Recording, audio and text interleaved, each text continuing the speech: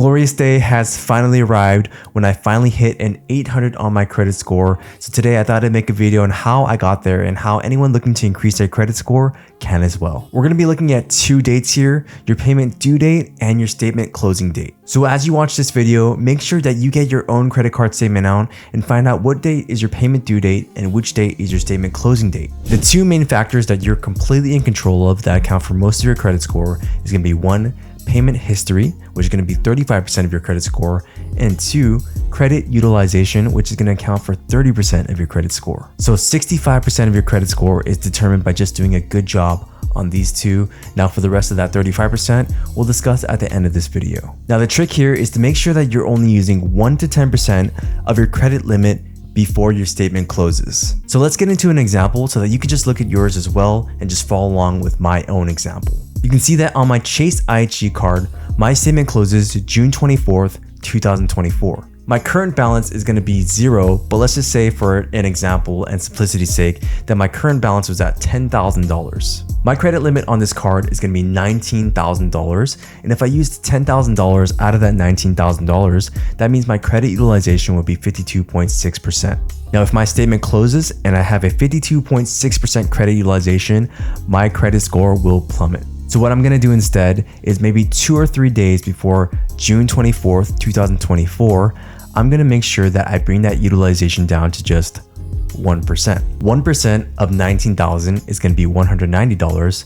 So because I have a balance of $10,000, I'm going to pay off $9,810 to get that 1% credit utilization of $190 over $19,000. Credit card statement closes, the credit card company then sends that information to the credit bureaus, and when they see a 1% credit utilization, they absolutely love it and they will just boost up your credit score. So if you see that some months your credit score is going high or some months that your credit score is just kind of plummeting, it's most likely because of credit utilization. Using a certain percentage of your credit limit is called credit utilization, and this accounts for 30% of your credit score. So just to reiterate, make sure you're only using 1% of your credit limit, maybe 1 or 2 days before your statement closes.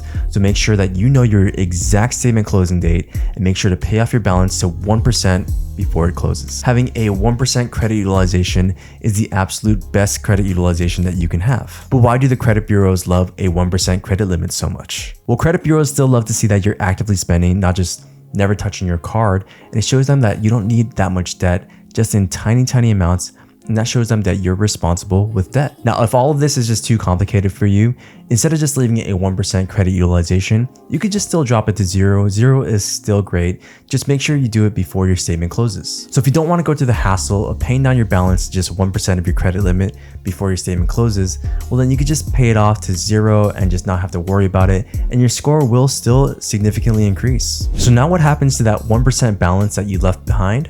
Well, now you have to pay it off on your payment due date. Let's go back to my credit card statement. You can see that my payment due date here says June 21st, 2024. Well, that makes no sense because my payment due date is June 21st, 2024, but my statement closes June 24th, 2024. You can see here that my payment due date for June 21st is actually for my last statement closing date of May 24th, 2024. So you can see here that your payment due date is always a month after your statement closes. So your statement closing comes first and then you pay it off a month later on your payment due date. So for this example, my payment due date is going to be July 21st, 2024 because my current statement closed June 24th, 2024, which is exactly 28 days after my June 24th statement closes. So that $190 I left over on my June 24th, 2024 statement closing date, well, I have to pay that off completely to zero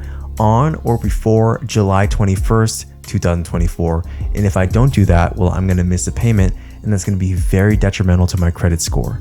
Paying off your debt on time on your payment due date accounts for 35% of your credit score. Now, another thing to note here is to make sure that you drop your balance all the way to zero when paying off your credit card. Never just fall for that minimum payment due. It's usually really low because they want you to accrue interest on your balance. Let's take a look at the APR on my credit card statement here. My APR, or annual percent yield, is 23.24%, which is crazy high. Let's say I had a balance of $1,000 instead of $190. Well, in 12 months, I would have a balance of $1,232.40 rather than just a balance of $1,000. That's just $232.40 that I paid for absolutely no reason, just because I forgot to pay my payment. There is no reason for you to ever pay interest on your credit cards. Now, if you already missed a ton of payments, then that means your credit score is probably pretty low right now. But don't give up the faith. From here on out, we're just gonna make sure that we're always paying off our payments on time and in full, just basically for the rest of our lives.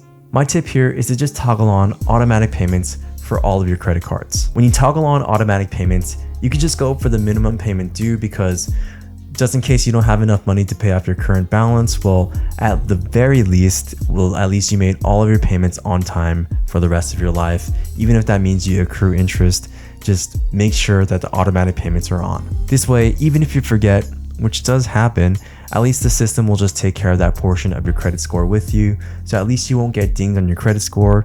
Just try your best to bring that balance down to zero over time. It takes 7 years for a missed payment to actually get off of your credit score. So make sure that you don't really get any missed payments. And if you did, well, just wait that 7 years, and more on-time payments will actually ease the blow on that one missed payment. So if you feel like your credit score just got destroyed from all your missed payments, well, just don't give up the faith. Keep paying on time for like the next 10 years and show the credit bureaus that you become responsible with your payments.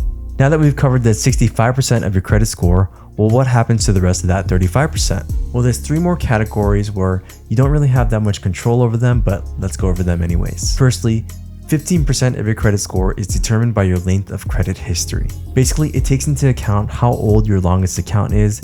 Basically, how long have you had your first credit card? The longer you've had it, the better you score in this section, which means that if you're young, you're just probably not going to have that great of a score because you simply haven't lived that long to accumulate a lot of credit history, which I think is kind of stupid because they just ding you for being young, you know? This is why you should never close your first credit card. When you get to the ancient ripe age of 28 like me, then you'll have a long credit history if you save that first credit card. I've had my crappy State Farm card since I was 18 years old, therefore that card gives me 10 years of credit history. Now if I cancel that card now, then I wouldn't have those 10 years of credit history, which could be detrimental to my credit score. So basically just keep your first credit card and get older. That's it. Now within this section, they also look at the average age of each account. So for example, if I had my first card for 10 years, my second card for only 4 years, and my third card for only 1 year, then the average age of my accounts is going to be 5 years. 10 plus 4 plus 1 divided by 3 gives you an average of 5 years. This is called credit age, which is also a factor that they look at in this section of your credit score. Secondly, new inquiries or new credit applications account for 10% of your credit score. Every time you apply for a credit card, you get a new inquiry on your credit report. Having too many inquiries in a short amount of time means that this section of your credit score might suffer. For example, when I was younger, I once opened 9 different credit cards just for the hell of it so that I can get all these nice rewards. But what I didn't know is that that dropped my score pretty drastically because 9 is considered a lot in a year. My score dropped a whopping 27 points and I was so confused as to why that happened. I found out that even opening 5 in a year is considered a lot, so make sure that you just don't open too many cards too quickly. So my tip here is don't open more than 5 credit cards a year unless your score is anywhere from like 780 all the way to 850. Then it doesn't really matter. It's gonna ding you, but if you're above 760, that's all that matters. 760 versus 800 is really the same thing in the eyes of lenders, so this part of the section doesn't really matter as long as your credit score is high. Lastly, 10% of your score is determined by your credit mix. This section just looks at the unique types of debt that you can have, for example, like a student loan, a car loan, a mortgage payment that you have to do. I guess the more different types of loans that you have, the better in this section. I don't think this section matters really much. I mean, all I have is my credit card debt and my car loan, and my score is 800, so I don't think it really matters that much. My opinion, the less debt, the better, unless you can use that debt and leverage it to make more money. So just by dropping my credit utilization to 1% before my statement closes, paying my payment on time, and not opening too many credit cards, my credit score will drastically increase. That's all you have to really do actively. Just never cancel your first credit card, just age, and boom, you'll most likely have a 760 to 800 something's credit score. So feel free to ask any questions you have on the comments down below. My channel is pretty tiny, so I have the time to answer your questions. I really hope this video was helpful for you, and I really tried to make it as simple as possible. Now, if you want to know more about the Capital One Venture X card, make sure to check out this video right here. Thank you guys so much for watching, and I hope to see you guys in the next one. Woo!